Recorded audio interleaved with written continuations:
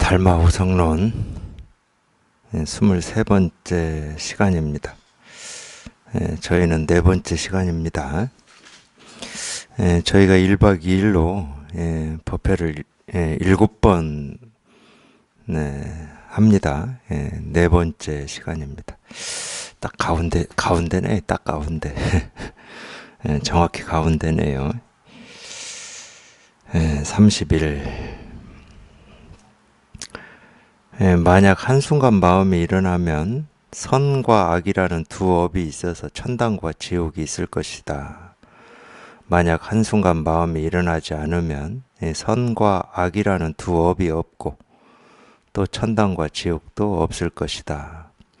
있음도 아니고 없음도 아님을 체험하는 일이 범부에게는 있을 것이고 성인에게는 없을 것이다.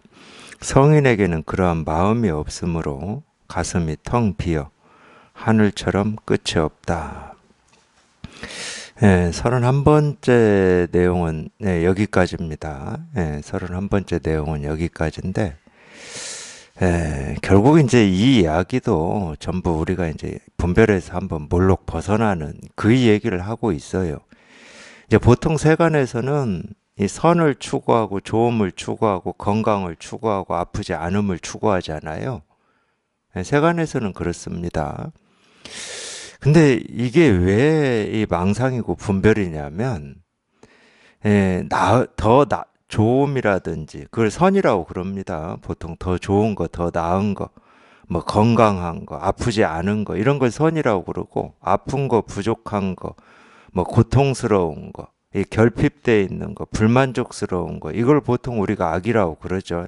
물론, 우리가 분별하고 살 때는 이 선악이라고 하는 이 두 개념도 이 선이 밖에 따로 있고 악이 밖에 따로 있다고 착각을 합니다. 근데 밖에 선악이 있든 없든 그건 상관이 없어요. 이 자기 스스로가 마음에서 고통을 겪지 않으면 밖에서 일어나는 어떤 일도 자기 스스로한테 영향을 미치지 않거든. 근데 자기 마음에 어떤 일이 고통스러우니까 우리가 그걸 악이라고 그러고 자기 마음에서 좋으니까 선이라고 하는데, 그럼 분명한 건 뭐냐면은 이 우리가 선이라고 하고 악이라고 하는 이 본질을 꿰뚫어 봐야 되거든. 그러니까 젊음이라고 하고 늙음이라고 하고 산다고 하고 죽는다고 하는 것의 본질을 꿰뚫어 봐야 돼요. 그렇지 않으면 살고 있는 동안 우리는 삶과 죽음에 늘 시달리겠죠. 이 젊음과 이 늙음에 늘 시달리겠죠. 항상 젊은 상태로 유지되지가 않으니까. 그리고 세상 어떤 일도 그냥 똑같은 모습으로 있는 건 아무것도 없으니까. 그래서 본질을 꿰뚫어 봐야 되는데, 이 불교라고 하는 것은 우리가 보고 듣고 느끼고 경험하는 모든 것, 내 마음에서 일어나든 이 밖에서 일어나는 모든 일에 이 근본을 꿰뚫는 공부입니다. 그걸 우리가 본질이라고도 하고, 근본이라고도 하고, 그걸 도라고 하고, 그걸 깨달음이라고 하는 거거든요. 왜 깨달음이라는 말을 쓰냐면은, 이 깨달음은 깨어났다는 말이에요. 깨어났다. 어디에서 깨어났냐? 그냥 알 수 없는 오랜 시간 동안 이 미몽, 망상에서 깨어났다 이 말이에요. 그러면 이 미몽과 이 망상이라고 하는 건 뭐냐? 그냥 우리 모든 사람들이 깨어나지 않은 이 깨어난 경험이 없이 사는 그 모든 시간을 얘기하는 겁니다. 그걸 중생이라고도 하죠. 자기는 정상적인 생각을 하고 뭐 정상적으로 보고 듣고 느끼고 경험하고 산다 이렇게 착각할 수는 있지만은 그게 다 망상이라는 거예요. 꿈이라는 거지. 그 꿈에서 한번 깨어나라고 깨달음이라는 표현을 쓰는 거예요. 깨달음은 다른 게 없어. 밖에 있는 것도 아니고 어떤 특별한 것도 아니고. 그러니까 참 이게 희한한 건데, 아, 이게 망상이구나. 이게 그냥 내 생각이구나. 이런 암 가지고는 안 되더라고. 자기도 모르게 그냥 확 돌이켜지는 거야. 뒤집어져 있다가 자기도 모르게 어느 날 그냥 확 다시 180도 확 뒤집어져 가지고 이제 제대로 한번 서보는 거. 그걸 이제 깨어났다고 하는 거거든요. 근데 그렇게 깨어나서 보면 이제 이 세계 실상이 분명해져요. 아, 실상이 분명해지면 당연히 지금까지 내가 망상 분별하고 살았구나. 뒤집어진 채로 살았구나.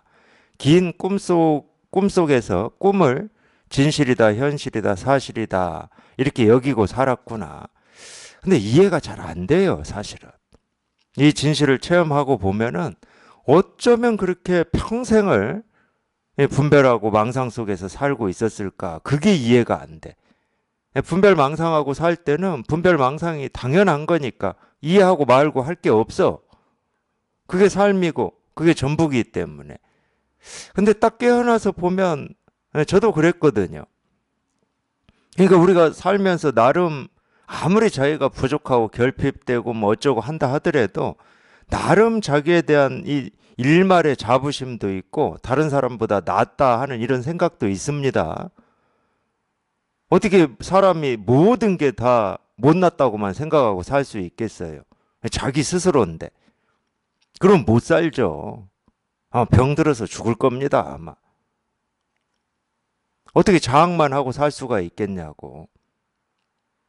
그러니까 나름 저 사람보다는 내가 좀 나은 것 같고 생각도 바른 것 같고 잘 사는 것 같고 이런 게 있긴 있어요.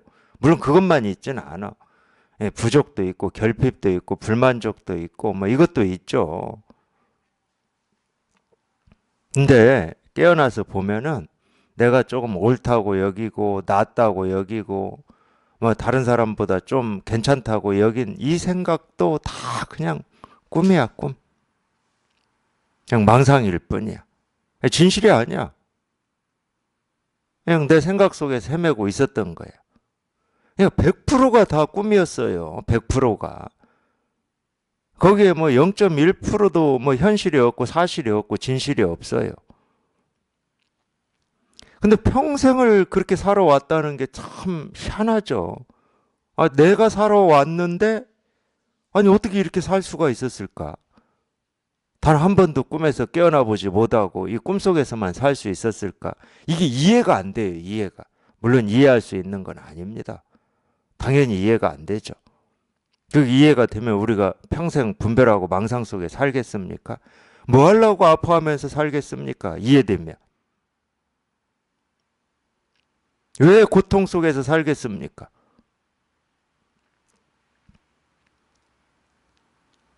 근데 그게 자기 생각이고 망상이고 분별인 줄 몰라요. 전혀 모릅니다. 예수님이 십자가에 못 박혀서 돌아가실 때 그런 말 했잖아요. 아버지시여 하면서 저들은 저들이 뭘 하고 있는지를 모릅니다. 이런 얘기 했잖아요. 저는 그렇게 들었습니다. 읽었겠죠. 근데 제가 분별할 때는 그게 무슨 말인지 몰랐어요. 정말로 위대한 사람을 자기들이 죽이는 건지를 몰랐다. 뭐 이 정도 뭐 이런 이해, 이 정도 차원의 이해였는데 그 말이 아니에요. 중생은 자기가 무슨 짓을 하고 있는지를 몰라요. 그렇기 때문에 자기를 괴롭힐 수 있는 겁니다. 아니, 자기가 자기를 괴롭히는 거거든. 자기가 자기를 괴롭히는 게 이게 말이 됩니까? 그렇게 이 소중한 이 자기를 자기 스스로가 괴롭혀. 그거를 이제 불교에서는 자성자박이라고 그러는데 자기가 자기를 괴롭히는 것을 분명하게 깨달았다. 그럼 그 짓을 계속 하겠습니까? 당연히 안 하겠죠. 안 합니다. 근데 그게 자기가 자기를 괴롭히는지를 모르기 때문에 계속 그 짓을 하는 거예요. 더 나아지겠다라고 몸부림치는 것도 자기가 자기를 괴롭히는 겁니다. 자기는 아무 문제가 없는데 너는 왜 이거밖에 안 돼? 좀 더 나아져야 돼. 더 잘해야 돼. 이걸 우리는 멈춰 본 적이 없어요. 이날이 때까지. 너는 좀 더 젊어져야 돼. 지금보다 건강해져야 돼. 아프면 안 돼. 힘들면 안 돼. 하면서 자기를 괴롭혀요. 아프다고 하는 것도 자기 생각이고 더 나아져야 된다고 하는 것도 자기 생각일 뿐이야.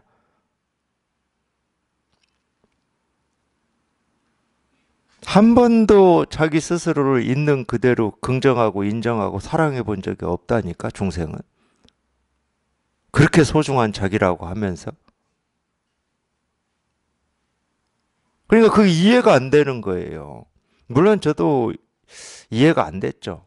에, 저도 제가 이 진실을 이렇게 깨닫기 전에 목마름이 있으니까 하여튼 이 어떤 영적인 거나 이 도나 깨달음이나 이 법을 얘기하는 그런 책들을 많이 봤죠. 20대, 30대 때 많이 봤습니다. 근데 이제 제 기억 속에 이해가 안 되는 말이 있었어요. 그 서문에 주로 이제 머리글에 주로 이제 그런 분들이 그런 말씀을 쓰더라고요. 자기를 사랑하지 않으면 다른 사람도 사랑할 수 없다. 이 말을 대부분 쓰시더라고. 저는 그 말이 이해가 안 됐어요. 왜 이해가 안 됐냐면, 아니, 내가 나를 사랑하는 건 너무 당연한 거잖아요. 너무 당연하다고 저는 여겼거든. 아, 자기를 사랑하지 않는 사람이 어디 있어. 이 세상 어떤 것보다 소중한 게 자기인데. 근데 왜 이 말을 쓰지? 사랑하지 않은 적이 있나? 그래서 저는 이해를 못했어요. 그 말을. 근데 제가 불교를 공부하고 이 분별에서 벗어나 보니까 자기를 사랑한다고 뭐 생각도 하고 행동도 하고 온갖 짓을 다 하고 살아왔는데 그게 사랑하는 게 아니었어. 오히려 반대였어. 괴롭히는 거였어. 늘 뭔가 이렇게 부족하다고 그러고 불만족스럽다고 그러고 그러기 때문에 더 나아져야 된다고 그러고 좋아져야 된다고 그러고 그러기만 했을 뿐이지 있는 그대로를 한 번도 인정해 준 적이 없어. 당연히 그러기 때문에 우리가 결혼을 해서 애를 낳고 애를 키우면 애 키우는 것도 그렇게 합니다. 그 아이를 있는 그대로 인정해 본 적이 없어요. 너는 뭔가를 좀 더 잘해야 되고 좋아져야 되고 잘 살아야 되고 아프면 안 되고 조심해야 되고 뭐 건강해야 되고 한 번도 인정한 적이 없어. 아, 자기를 그러는데 당연히 자기 자식에 대해서도 다른 사람에 대해서도 똑같이 하죠.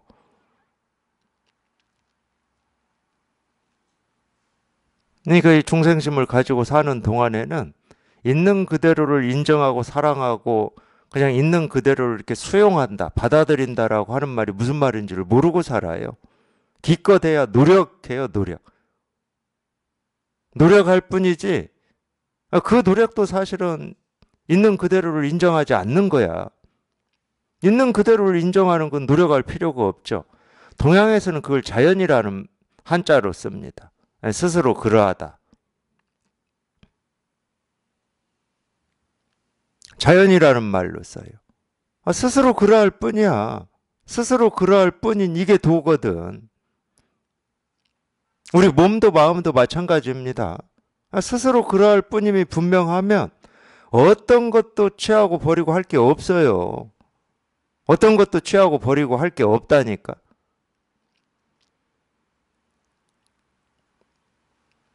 물론 이제 우리가 그러려면 이렇게 얘기하든 저렇게 얘기하든 똑같은데 분별에서 벗어나는 이 체험이 있어야 돼요. 분별에서 벗어난다는 말은 내 스스로가 틀 지우고 어떤 기준을 가졌던 그런 틀과 기준이 자기도 모르게 한번 확 깨진다는 말입니다. 그 기준에서 훌쩍 한번 벗어난다는 말이에요. 벗어나서 보면 그 기준과 틀이 내가 기준과 틀 속에 있을 때는 그게 굉장히 중요하고 내 삶에서 중요하고 의미 있고 가치 있고 그래가지고 놓을 수가 없었는데 벗어나서 보면 어떤 기준과 틀도 그냥 허망한 거야. 내가 이걸 쥐고 있어야 될 이유가 없어. 그게 깨달음이에요. 그게 깨달음의 체험이야. 그게 우리가 본성을 본다. 견성이라고 하는 거고 분별에서 벗어난다는 얘기입니다.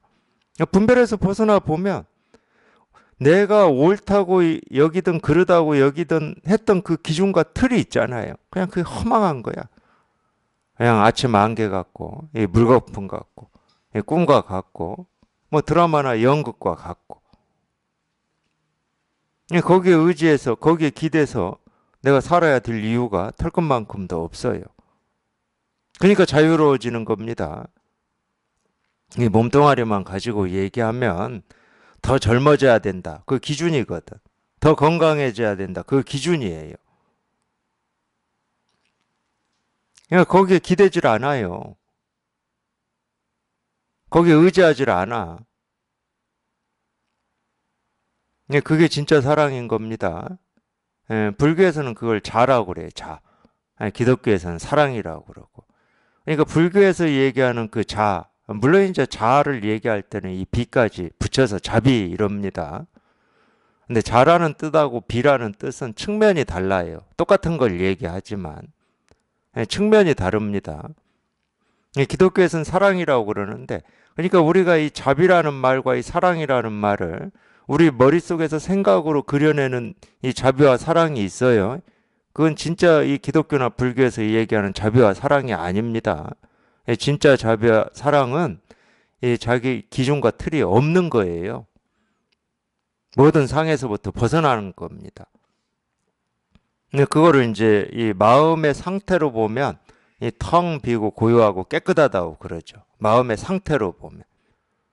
뭐라고 할 게 없으니까 어떤 기준도 없고 어떤 틀도 없으면 옳음도 없고 그름도 없고 나도 없고 세상도 없고 깨달음도 없고 어리석음도 없고 병도 없고 건강도 없고 아픔도 없고 아프지 않음도 없고 어떤 기준과 틀이 없는데 선악이 어디 있어요? 기준이 있어야 선이 있고 악이 있는 겁니다. 근데 하나의 기준을 세우면 두 개가 나와요. 옳음이라는 기준을 딱 세우자마자 옳음만 있는 게 아니라 옳지 않음이 같이 나오는 겁니다. 제가 이걸 얘기해 드리고 싶은 거예요. 더 나아지고자 하는 생각을 하는 순간 더 못함이라고 하는 것이 같이 이렇게 세워지는 겁니다. 예를 들어서 건강이라고 하는 것은 아픔이라고 하는 게 없으면 세워질 수가 없어요. 아픔이 있기 때문에 건강이 세워지는 거거든. 그러니까 이 둘은 모습은 둘이지만 하나거든. 그러니까 이 둘의 모습에서 우리는 하나를 잡고 하나를 버리려고 한단 말이야. 그게 버려지겠습니까? 그건 동전의 앞면만 취하고 뒷면을 버리려고 하는 거하고 똑같아요. 동전이 앞면 뒷면으로 이루어져 있는데 뒷면 없는 동전이 어디 있고 앞면 없는 동전이 어디 있습니까? 이게 선악은 따로 두 모습으로 존재하지 않아요. 자기가 선을 잡는 순간 악도 같이 잡는 겁니다. 근데 자기는 버렸다고만 생각하는 거야. 나는 좋은 것만 취하고 싶고 나쁜 건 취하고 싶지 않아. 좋은 것만 경험하고 싶지 나쁜 건 경험하고 싶지 않아. 이게 중생의 병이에요. 왜 병이냐? 그건 불가능한 걸 추구하니까. 불가능한 걸 추구하면서 왜 안 되지? 이러고 있는 거예요. 처음부터 불가능한 거라니까. 첫 발을 내딛는 순간부터 불가능해. 불가능한 걸 왜 안 되지 하고 스스로 고통받고 있으니까 그게 병이라고 그러는 겁니다.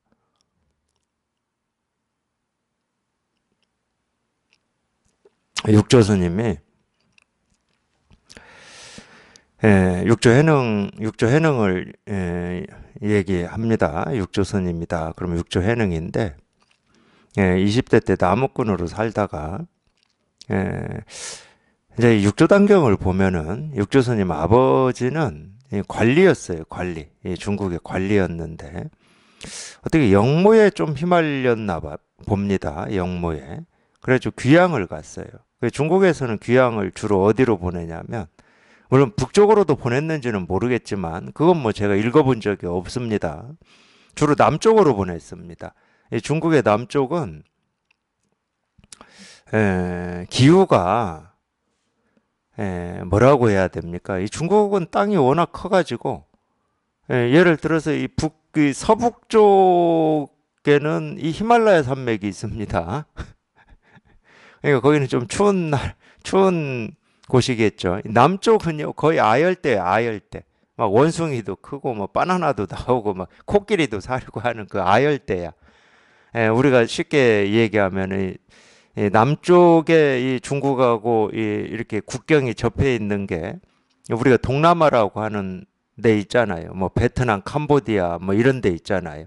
여기하고 이렇게 국경이 접해 있습니다. 그러니까 남쪽으로 보내요. 왜 남쪽으로 보내냐? 그러니까 이 아열대 지방에서 안 살고 우리 같이 이렇게 온대 지방에 살다가 아열대 지방으로 가면 이 풍토병에 많이 걸린답니다. 그러니까 이 귀향살이가 이 귀향 끝날 때까지 살아 있으면 다행인데 귀향 살다가 대부분 그 풍토병으로 죽는다고 그래요. 남쪽으로 보내거든요. 그래서 이 중국에서는 중화사상이라고 해가지고 동쪽 오랑캐, 서쪽 오랑캐, 남쪽, 북쪽 오랑캐. 그러니까 자기들이 이 세계 우주의 이 중심에 있고 그 변방은 다 오랑캐다고 그랬어요. 그래서 이 동쪽 오랑캐를 동이라고 그랬고 이 서쪽 오랑캐를 서융이라고 했고 남쪽 오랑캐를 남만이라고 그랬어요. 북쪽 오랑캐는 북적이라고 그랬습니까? 저것들은 도둑놈들이라는 거예요. 말 타고 다니면서 약탈이나 하고 북적이라고 그랬습니다. 그래서 그 육조스님 그 아버지가 이 남쪽 지방으로 귀향을 갔어요. 귀향을 가가지고 뭐 풍토병으로 일찍 돌아가셨나 봅니다. 근데 이제 어머니만 남겨져 있으니까 육조스님이 어머님을 봉양하면서 사셨는데 20대 때 나무꾼 하면서 나무에서 지게로 져가지고 장에 갖다 팔아서 이제 먹고 살았다 이 말인데 물론 이제 그 당시에 육조 스님이 어떤 목마름이 있었고 이 불교에 대한 어떤 뜻이 있었는지에 대해서는 기록이 없습니다. 기록은 어디까지 돼 있냐면 홀어머니를 봉양하고 살고 있다가 어느 날 이 나무를 여관으로 배달을 갔다는 거예요. 여관에서 주문을 했겠죠. 그러니까 여관까지 지게로 나무를 지고 간 겁니다. 그리고 여관에 이제 배달을 하고 빈 지게로 그 여관에서 나오려고 하는데 이 독경 소리가 들린 거예요. 물론 이제 금강경이었습니다. 금강경 독경 소리가 들렸어요. 자기도 모르게 발길이 멈춰진 거죠. 저는 그런 경험한 적이 있어요. 저도 어느 날 저도 그때 이 마음이 굉장히 힘들 때인데 깊은 산 속에 있는 이 암자까지 제가 걸어간 적이 있어요. 무작정 걸어갔죠. 무작정 걸어갔는데 마침 이 예불 시간이었나 봐요. 저는 뭐 그런 개념이 없었으니까 제가 뭐 불교의 어떤 뭐 의례라든지 뭐 이런 건 전혀 모르는 때였으니까. 근데 이 예불 시간인데 예불 시간에 이렇게 독경하잖아요. 목탁 치면서 뭘 읽습니다. 근데 저는 처음 듣는 소리예요, 그게. 그리고 그게 전부 한자잖아요. 한자기 때문에 그게 무슨 말인지도 몰라요, 실은. 무슨 말인지 전혀 모른다니까. 알고 보면 어떤 거하고 똑같냐면 팝송하고 똑같아요, 저한테는. 제가 영어를 아무리 영어로 말하는 걸 들어봐야 뭐 그게 무슨 뜻인지 압니까? 근데 팝송하고 똑같아요. 근데 희한하게 발길이 멈춰져요.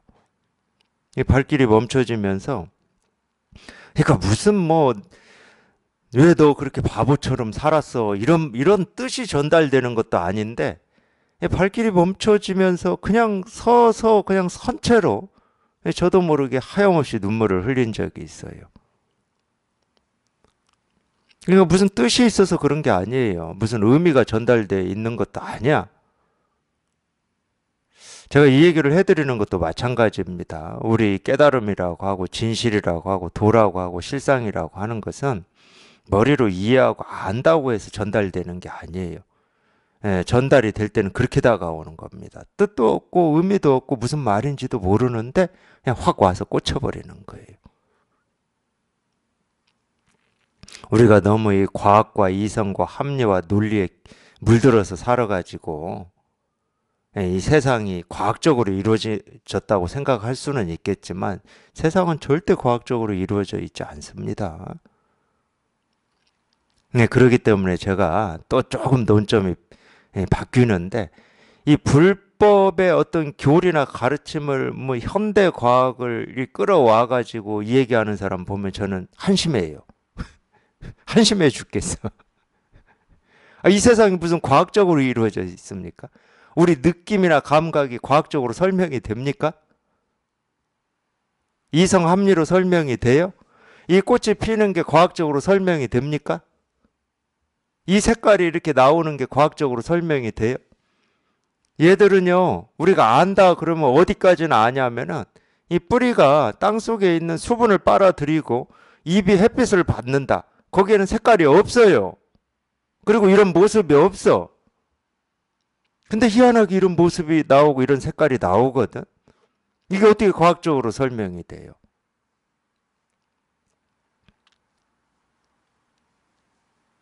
이 공부는 절대 그런 방식으로 하시면 안 됩니다.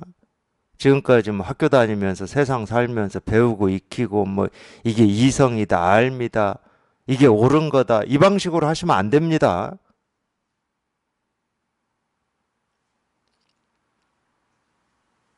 제가 있는 그대로 보라고 그랬잖아요. 있는 그대로. 이 과학이라는 어떤 개념을 가지고 볼 필요도 없고 내 알미나 이해를 가지고 볼 필요도 없습니다. 그냥 있는 그대로 보면 돼요. 근데 육조 해능이 딱 그때 그게 다가왔어요. 금강경을 읽는데 무슨 말인지도 몰라. 일자무식이거든. 그리고 자기 나라 말로 하더라도 우리 랩이나 어떤 이 노래 처음 들으면은 이 가사가 제대로 전달이 됩니까? 저는 안 돼요. 빨리 하면은. 무슨 말인지 잘 몰라.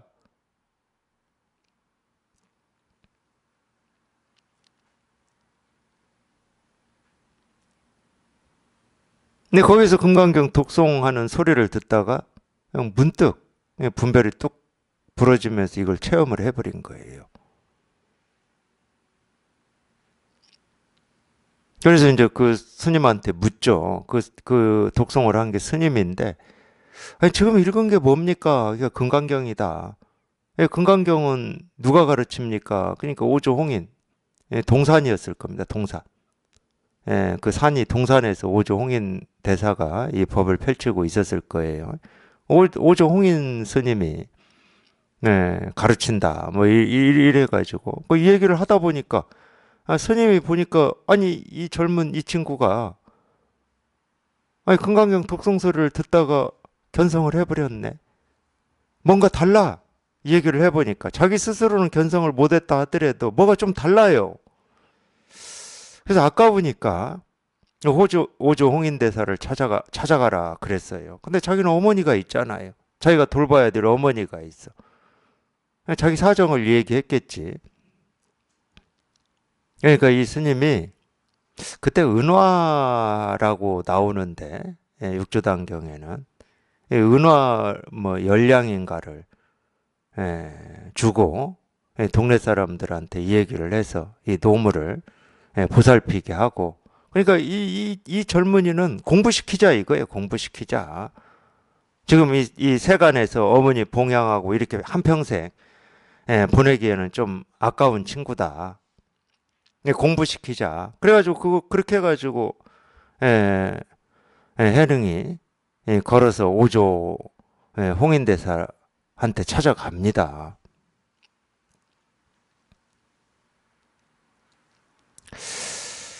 참 오늘은 괜히 이 얘기 저 얘기 하다가 논점이 이리 가고 저리 가고 그러는데 제가 이 공부를 하면서 굉장히 안타까울 때가 있어요. 어느 때가 안타깝냐면은 이 공부에 이렇게 뜻이 있고 갈증이 있고 목마름이 있어서 이렇게 어렵게 선원까지 나오셔서 이렇게 공부를 하는 도반들이 꾸준히 계십니다. 제가 근 10년 이렇게 법회를 해보니까 하여튼 희한하게도 어디에 있다가 공부를 하겠다고 오시는지는 저는 모르겠지만 저는 몰라요. 뭐 집에 있었는지 직장에 있었는지 뭐 광주에 있었는지 뭐 전주에 있었는지 그건 몰라요 저는. 네, 꾸준히 이렇게 오셔서 공부를 하시는데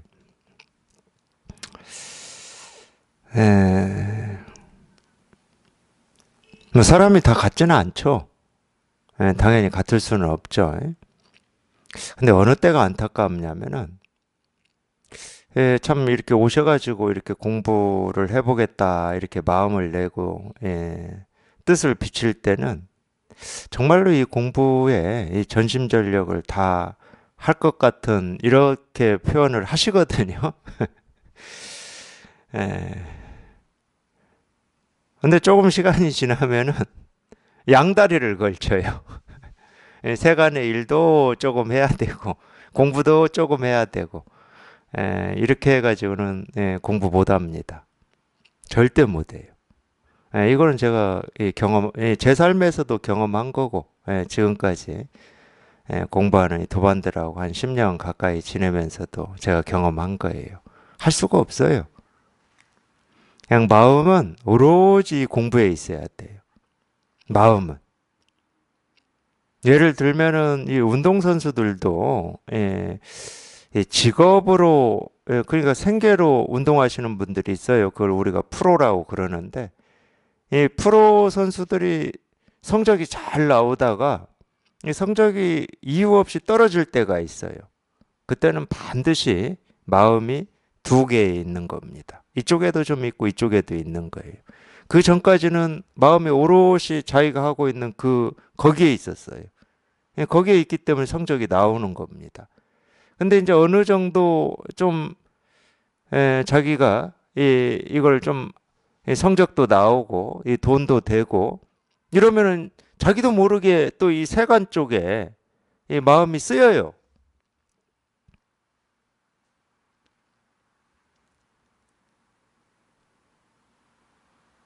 그러면은 마음이 두 군데로 분산이 돼 버리기 때문에 자기도 모르게 성적이 잘 안 나오는 겁니다. 이 공부도 똑같아요. 마음은 우리가 몸은 당연히 세간에 삽니다. 중생의 세계에 살아요. 몸은 당연히 그래요. 그리고 중생의 세계에 살든 이 세간에 살든 또 몸은 어떻게 되냐면 늙고 병듭니다. 가만히만 있어도 늙고 병들어요. 뭔 짓을 안 해도.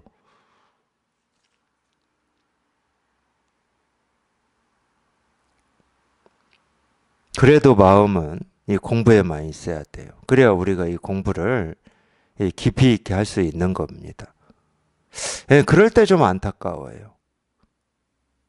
참 그 좋은 뜻을 가지고 발심을 가지고 이 공부를 좀 해보겠다 이랬는데 이 마음이 이렇게 중도에 좀 흩어집니다. 네, 그런 경우를 많이 보죠. 예, 예, 그런 때는 좀 안타까움이 많이 들죠. 예, 왜 그러냐면 이게 어설피 어느 정도 해가지고 되는 공부가 아니거든요. 예, 마찬가지잖아요. 어느 정도 해가지고 되는 일은 이 세상에 아무것도 없습니다. 예, 공부도 마찬가지예요. 정말로 이 불법의 이 뿌리라고 해야 되나요? 이 삶의 뿌리라고 해야 되나요? 이걸 확실히 움켜쥐어야 되거든. 그래서 살면서 어떤 일이 생기고 사라져도 자기 마음에서 어떤 흔들림이 털끝만큼도 없어야 되거든요. 육조스님이 육조단경에 그런 말씀 하셨는데 이게 분명하면 이 사람이 막 죽어나가는 전쟁터에서도 아무 일이 없다 이런 말씀 하셨거든요. 그러니까 어떤 일이 생기고 사라지더라도 그냥 전혀 흔들림이 없어야 돼 마음이. 마음이 그냥 텅 비고 고요해가지고 나라고 여기는 이 육신이 죽어간다 하더라도 마음은 전혀 움직임이 없어야 되는 거예요. 그리고 제가 어쨌든 이 불교에 이렇게 관심을 가졌을 때 또 하나 좀 의문이 들고 저게 저게 뭘까 했던 게 뭐였냐면 이 깨달아서 이 오랫동안 계시다가 이렇게 죽을 때 되면은 나는 이제 옷을 뭐 갈아입을 것이다 이렇게 얘기하는 뭐 이런 얘기들 좀 있잖아요 우리 불교에. 아니 저거를 어떻게 알지? 내가 지금 죽는지 안 죽는지를 어떻게 알지? 저는 그게 의문이었어요. 의문. 정말로 깨달으면 내가 언제 죽을지 이렇게 알아지는 건가 이게 의문이었거든요. 근데 제가 깨달아서 살아보니까 언제 죽는지 그거 알고 모르고 그 문제가 아니고 실제로는 그 문제는 조금 더 문제가 안 돼. 그 문제는 탈 것만큼도 문제가 안 되고 지금 죽어도 아무 일이 없는 거예요. 지금 죽어도 아무 일이 없어. 그러니 뭐 언제 죽고 지금 죽고 내일 죽고 신기하지도 않아.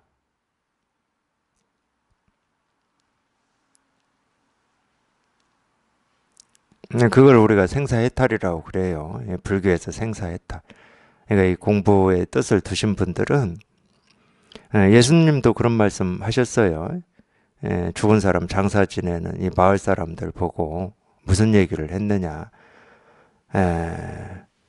죽은 사람 장사 지내는 건 죽은 사람한테 맡기고 이 산 사람은 산 일을 하라고 그랬어요. 굉장히 재밌는 말입니다. 세간의 일은 세간에 맡기고 출세관법에 관심이 있고 뜻이 있는 분들은 출세관법에 마음을 두세요. 조금 뭐 몸이 이렇고 저렇고 뭐 돈이 이렇고 저렇고 사는 게 이렇고 저렇고 거기에 마음 두지 마세요. 세간법은 세간의 어떤 법칙이나 어떤 이치나 도리대로 흘러갑니다. 내가 어떻게 하든지. 공부의 뜻이 있는 사람은 공부의 뜻을 두면 돼요. 출세관법의 뜻을 두면 돼. 이 몸뚱아리에 좀 아프고 안 아프고 편하고 안 편하고 이런 쪽에 관심 두지 마세요. 오로지 여기에 관심 두세요. 여기. 그러면은 다 해결이 됩니다. 이게 이렇게 분명하면 세간에서 일어나는 모든 일은 저절로 가지런해져요. 근본이 분명하면 말단은 따라오게 돼 있어요. 내가 세상을 애써서 살아가려고 하면 온갖 일이 다 걸려요. 근데 이게 분명하면 세상이 나를 따라해요. 이건 어느 선사가 한 얘기입니다. 내가 못 깨달았을 때는 내가 세상을 쫓아다녔는데 깨닫고 나서 보니까 세상이 나를 쫓아오더라는 거예요. 분명히 그렇습니다. 못 깨달은 사람들은 이 세상을 쫓아다니라고 바빠요. 어떤 게 옳은 건지, 뭘 선택해야 되는지, 어떻게 해야 되는지, 내일은 무슨 일을 해야 되는지 나날이 바빠요. 나날이. 안 바쁜 적이 없어. 근데 깨달은 사람은 세상이 자기를 쫓아오는데 뭐가 바빠요? 결정할 것도 없고 할 것도 없고 애써서 노력할 것도 없고 세상이 알아서 일을 다 하는데 내가 할 게 없어. 내가 할 게 없으면 어떻게 되냐면 이건 체험하고 난 뒤에 공부인데 내가 할 게 없으면 분별할 때는 이 나라고 하는 것을 온갖 것에 보면 보는 데다 들으면 듣는 데다 뭔가를 경험하면 경험하는 데다 생각하면 생각하는 데다 나라고 하는 걸 계속 쓰거든요. 그러니까 보는 데도 내가 있고 듣는 데도 내가 있고 뭘 하는 데도 내가 있고 내가 빠져본 적이 없어. 그냥 내가 중심이야. 온 우주의 중심이야. 그냥 내가. 그러니까 세상 일에 그냥 온갖 걸 관여하고 사는 거예요. 집안에 가만히 있어도 관여하고 살아요. 이 몸뚱아리에 대해서도 관여하고 살고. 근데 이걸 깨달아서 이게 이렇게 더욱더 이렇게 분명해지면 어떻게 되냐면 분별할 때는 이 나를 가지고 온갖 것을 관여하고 살던 이 버릇이 있으니까 깨달아서도 처음에는 이 버릇대로 막 자꾸 하려고 그러거든요. 근데 나중에 보면은 나라고 하는 걸 쓰고 싶은데도 쓸 데가 없어요. 보고 듣고 느끼고 경험하는데 나를 쓸 데가 없어. 쓸 데가. 아니 쓸 곳이 없네 이게. 나라고 하는 이거를 쓸 데가 없으니까 그냥 저절로 무아가 되는 거고 무심이 되는 거지. 뭐 갑자기 하늘에서 뚝 떨어져 가지고 무아 무심이라고 하는 게 생겨나는 게 아닙니다. 쓸 데가 없어요. 보는데 나를 왜 써? 듣는데 왜 쓰고? 비가 오고 해가 뜨고 지고 계절이 바뀌는데 나를 어디다 쓸 거야? 물이 흐르는데 나를 쓸 겁니까? 삶과 죽음에 나를 쓸 겁니까? 건강과 아픔에 나를 쓸 겁니까? 쓸 데가 없어요. 그냥 인연 따라서 생기고 사라지고 변화될 뿐이지 아무데도 쓸 데가 없어. 그 정도는 돼야 이제 우리가 이 무아 무심, 이걸 무아라고 하고 이걸 무심이라고 했구나 깨달아서 살았던 이 선사나 부처님이나 조사들이 나를 쓸 곳이 없으니까 온갖 것을 다 하는데 아무 일이 없어, 아무 일이. 그냥 보고 듣고 느끼고 경험하고 다 하는데 아무 일이 없어. 아무 일이 없으면. 이 마음에서, 이 아무 일이 없으면 이 마음에서는 어떻게 느껴지냐면 그냥 텅 비고 고요하고 깨끗한 거예요. 그걸 선정이라고 그래요. 그걸 선정이라고 그럽니다. 개념으로는. 그냥 이 세상이 선정이야, 이 세상이. 이 세상이 선정인 걸 우리가 또 뭐라고 표현합니까? 불국토라고 표현해요. 불국토. 그냥 이 세상이 불국토였어. 근데 분별할 때는 이 세상이 어떻게 불국토예요? 온갖 차별되는 세상이지. 옳고 그름이 뒤섞여 있고 좋고 싫음이 뒤섞여 있고 온갖 차별되는 세상이었어요. 그러니까 저희가 분별만 하면 이 세상은 중생의 세계고 분별하지 않으면 그냥 아무 일이 없는 세계예요. 이 아무 일이 없는 세계를 실상이라고 그러는 겁니다. 진실이라고 그러고 그걸 사실이라고 그러고 그걸 현실이라고 그래요. 그럼 우리가 분별할 때 사실 현실은 뭐냐? 일이 있는 걸 사실이라고 그래요. 지금 이렇게 꽃이 피어 있는 걸 사실이라고 그래요. 분별할 때는. 분별할 때 쓰는 말하고 이 깨달음을 표현하는 말은 다릅니다. 깨달음을 표현할 때 사실, 현실, 진실이라고 할 때는 일이 없어요. 이렇게 꽃이라고 하는 모습이 이렇게 드러나 있고 눈에 보이는데 없어. 그냥 텅 비고 고요하고 깨끗해.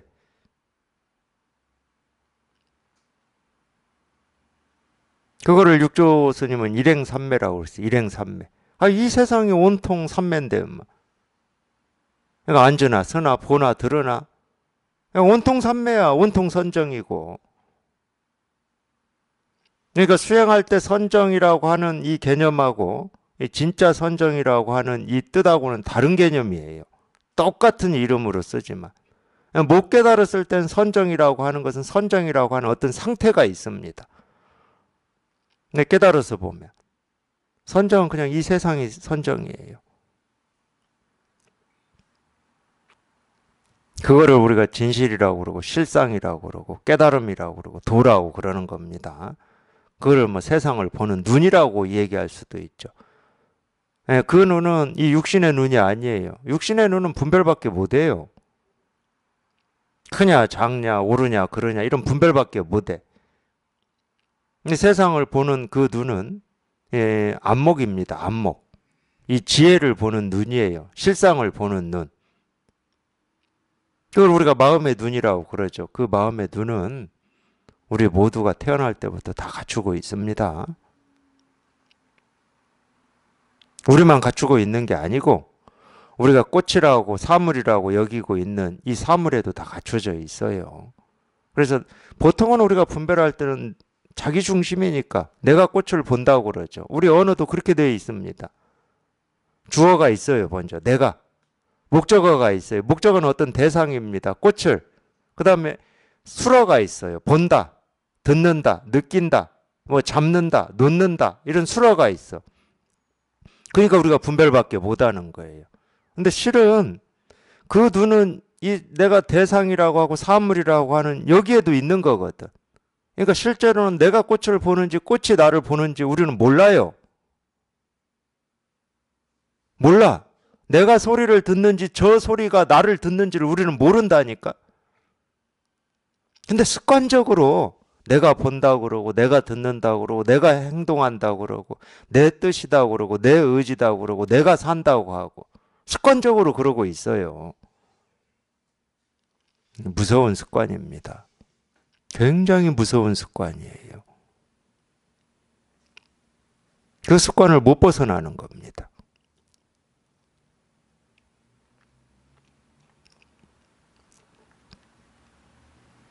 그래서 불교에서도 자꾸 그런 말 하는 거예요. 내가 있는 한 이 불이법에 들어올 수가 없다. 불이문에 들어올 수가 없다. 이 실상문에 들어올 수가 없다. 그런 얘기를 그래서 하는 거예요. 우리가 여기에 이렇게 딱 통할 때는 거기는 뭐 나라는 생각도 없고 내가 없다는 생각도 없어요. 그러니까 가끔 그런 말씀들 하시잖아요. 뭐 수행하시는 분들이나 이런 공부하시는 분들이 어느 때 문득 나라는 게 사라졌어요. 이런 말씀 하십니다. 아직 못 깨달았어요. 그건 이 사라졌다고 하는 말이 있고 생각이 아직 있기 때문에 못 깨달은 거예요. 진짜 깨달을 때는 내가 있는지 없는지 사라졌는지 사라지지 않았는지 이런 생각이 없어요.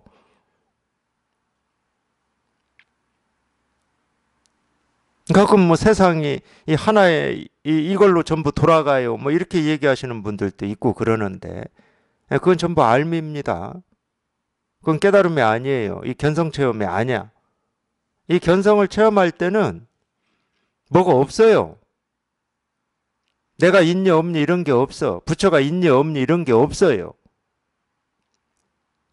그게 우리가 분별이 뚝 부러졌다고 하는 겁니다. 통밑이 쑥 빠졌다고 하는 말이에요.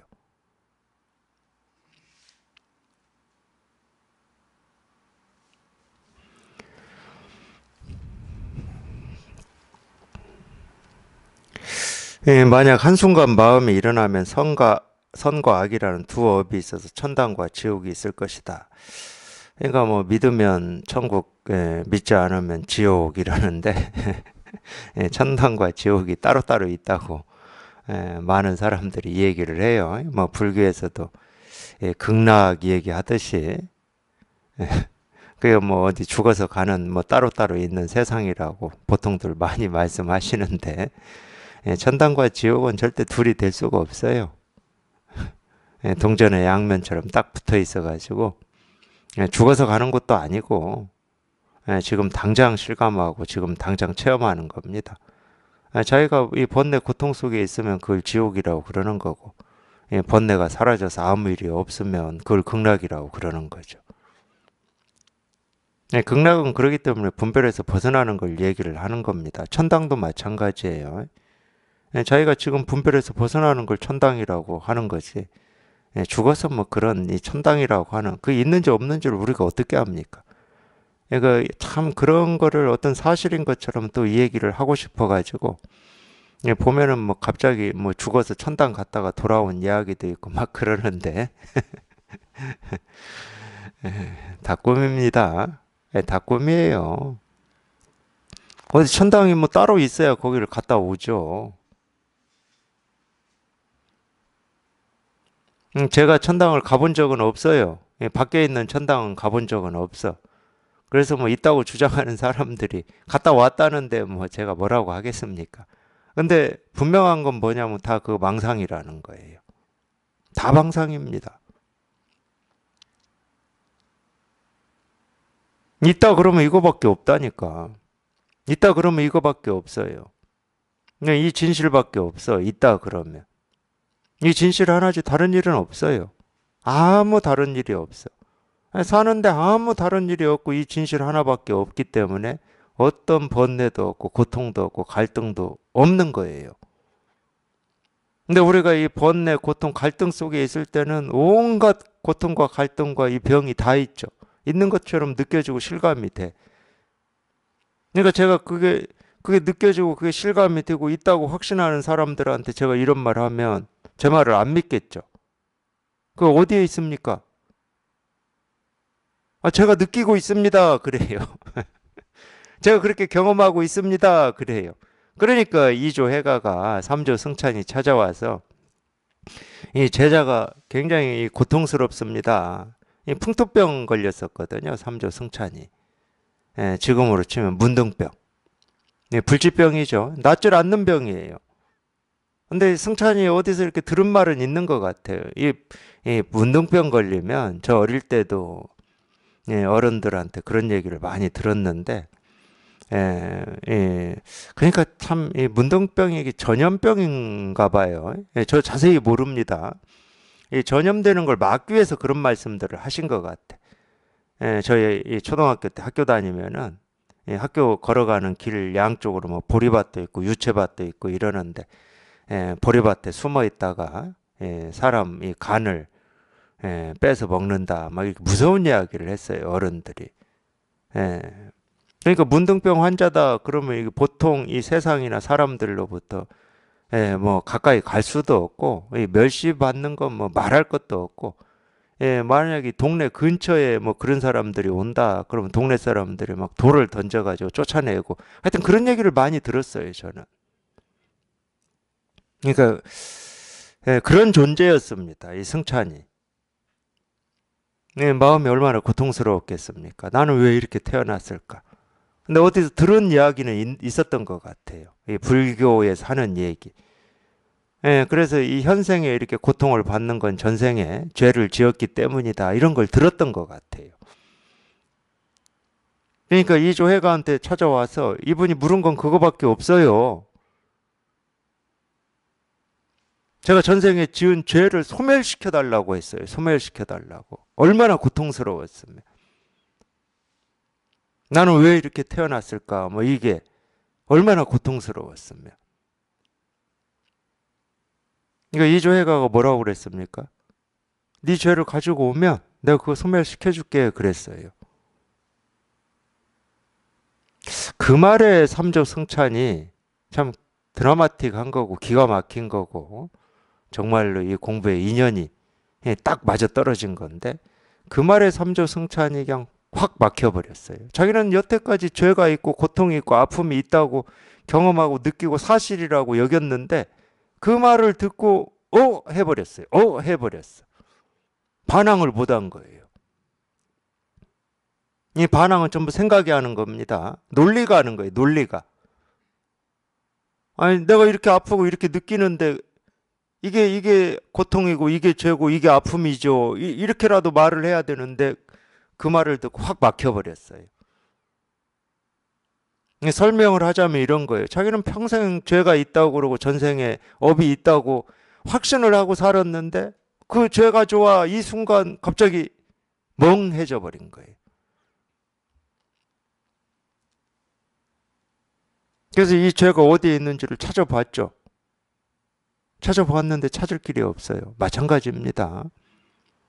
정말로 어떤 이 번뇌나 이 고통이나 두려움 속에 사시는 분들, 자기 이 번뇌, 고통, 두려움이 어디에 있는지 한번 찾아보세요. 발바닥에 있는지, 손바닥에 있는지, 아니면 뭐 뇌 속에 있는지, 심장 속에 있는지, 간 속에 있는지, 피부 속에 있는지.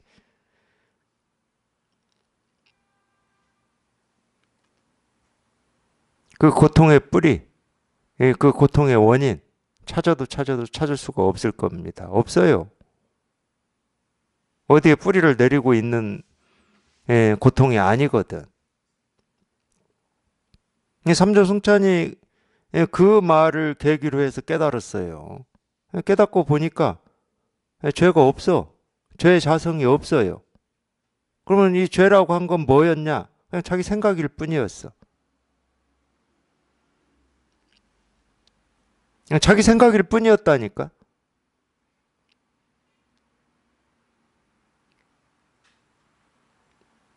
그래서 불교에서는 이 만법의 자성이 없다고 그러는 거예요. 뿌리가 없어요, 뿌리가. 우리가 이 분별도 마찬가지입니다. 분별에 뿌리가 없어요. 근거가 없다고. 근데 자기 머릿속에서는 앞뒤가 맞아요. 이래서 내가 아프고, 이래서 내가 힘들고, 이래서 내가 두렵고, 항상 원인이 있다고 착각을 해요. 그럼 그 원인이라고 하는 그 원인의 뿌리는 뭐냐고 또 그러면.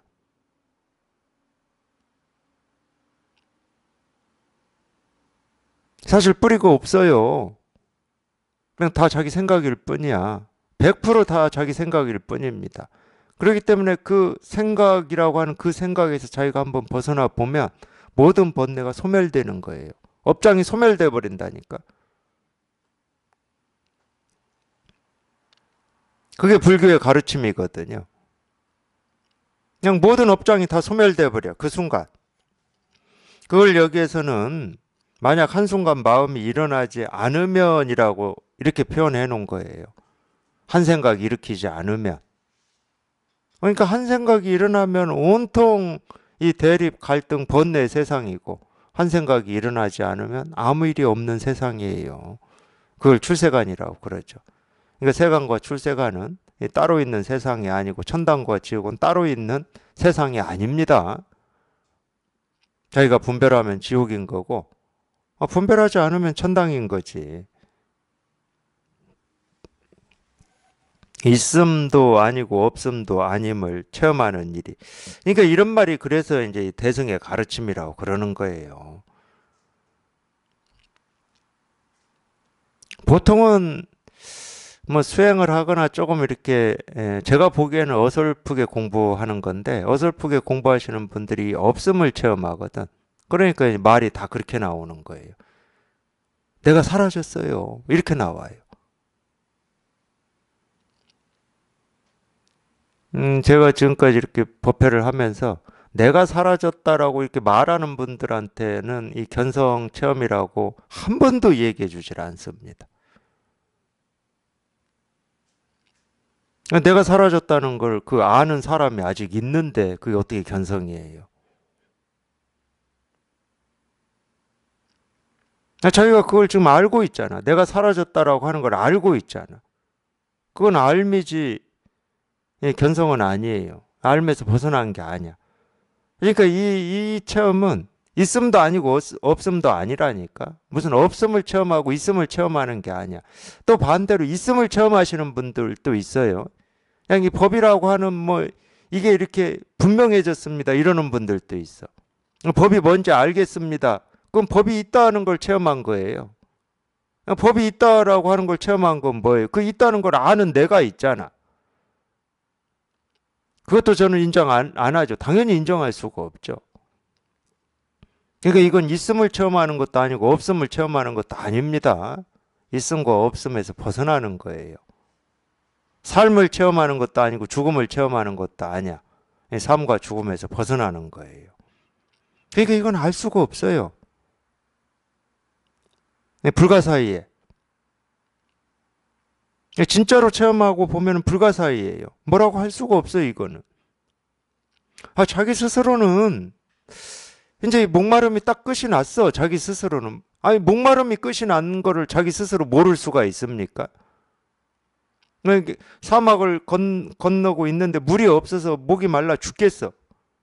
그러다가 물을 마셔서 목마름이 싹 해결이 됐다. 그걸 모를 사람은 없어요. 그러니까 목마름은 없어졌는데 이 법이 뭔지 도가 뭔지 깨달음이 뭔지는 모르겠어. 이게 뭔 말인지를 모르겠어. 이건 말이 아니야.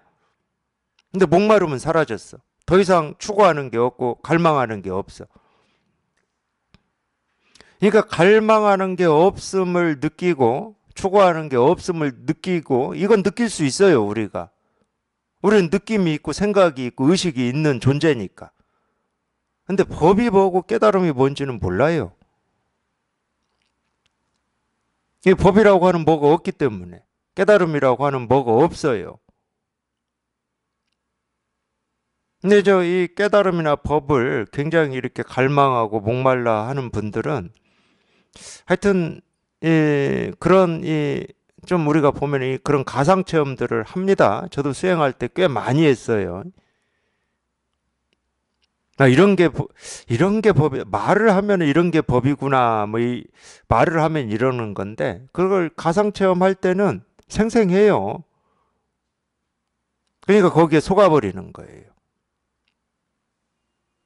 이 공부할 때는 병이 두 개밖에 없어요. 있음을 체험하는 거하고 없음을 체험하는 거. 둘 다 병입니다.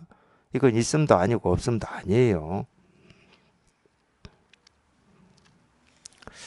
성인에게는 그러한 마음이 없으므로 가슴이 텅 비어 하늘처럼 끝이 없다.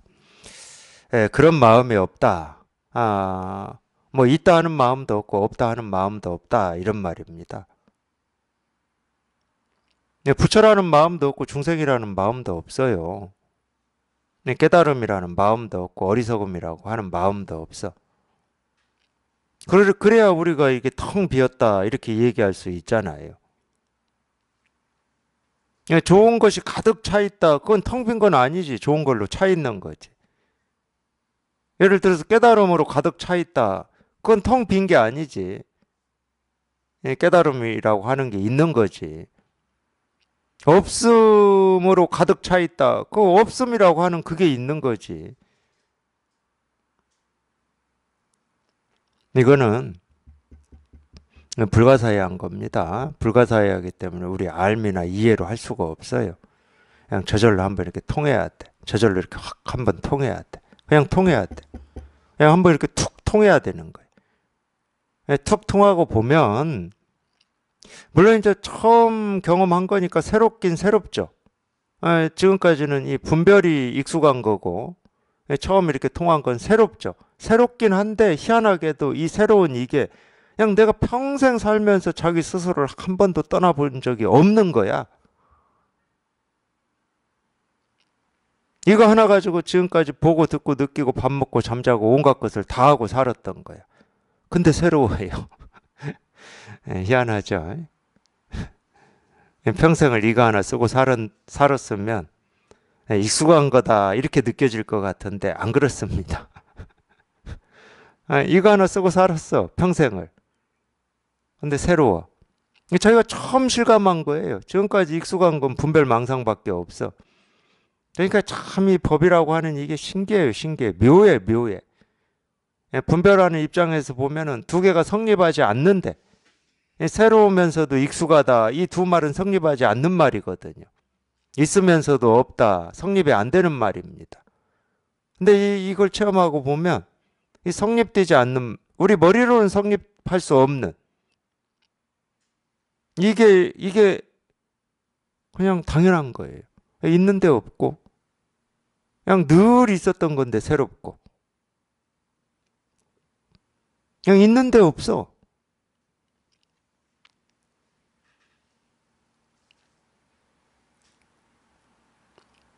그러니까 이 마음의 눈이 떠지면 분별의 눈으로 보던 이 세상, 내 삶이라고 하는 게 그거하고 완전히 달라지는 거예요. 이 마음의 눈이 떠지면. 근데 그때부터 이제 세상을 있는 그대로 보기 시작하는 겁니다. 학교에 막 입학한 거지. 학교에 막 입학해서 이제 모든 게 새로워요. 새로워. 이 마음의 눈으로 보기 시작한 거예요. 이렇게 돼야 이제 점점 이 마음의 눈으로 보는 세상에 익숙해지고 그 전까지 평생을 분별의 눈으로 보던 이 습관이 조금씩이라도 조복이 되는 겁니다. 그래서 자꾸 이 마음의 눈으로 보는 이게 이제 익숙해져 가지고 이것과 하나가 돼야 되는 거예요. 그걸 우리가 체화라고 그래요. 체화. 그거를 이제 법을 보는 눈이라고 그럽니다. 이 세상을 보는 눈, 이 실상을 보는 눈이다. 다른 말로는 안목이라고도 표현을 해요. 안목이다. 그러니까 여기에 통해야 돼요. 그렇기 때문에 여기에 자기도 모르게 한번 몰록 통해서 이 진실이 이 감이 한번 생겨야 돼요. 이 감이 생기지 않으면은 그냥 100%다 분별밖에 못 해요. 망상밖에 못 하고 자기 버릇대로 사는 겁니다. 그 버릇에서 한번 훌쩍 벗어나는 이런 체험이 필요한 거예요. 그게 이제 공부의 시작이에요. 공부의 시작. 불교를 이제 공부할 수 있는 어떤 허가를 받았다고 해야 되나요? 다른 말로 하면 이제 제대로 된 삶을 사는 허가를 받은 거예요. 허가를. 그 전까지 망상의 삶만 살다가 이제 나로 사는 삶, 진실한 삶을 사는 허가를 입학을 한 겁니다. 그거를 이제 무심이라고 하고 무아라고 하고 여기에서처럼 가슴이 텅 비어 하늘처럼 끝이 없다 이렇게 얘기를 하는 건데 어떤 한계가 없기 때문에 이건 어떤 한계가 없어. 끝이 없어요. 끝이 없어. 우리 본래 마음이라고 하는 것은 이 자기 생각이나 느낌이나 감정에 갇혀 있는 게 아닙니다. 근데 그 자기 생각, 느낌, 감정에 가둬가지고 이걸 나라고 여기기 때문에 이 중생은 힘든 거예요. 그래서 이 끝이 없고 한계가 없고 가장자리가 없는 자기 본성을 한번 이렇게 통해봐야 돼요. 이거거든요. 다른 게 아니고 이거예요. 이거.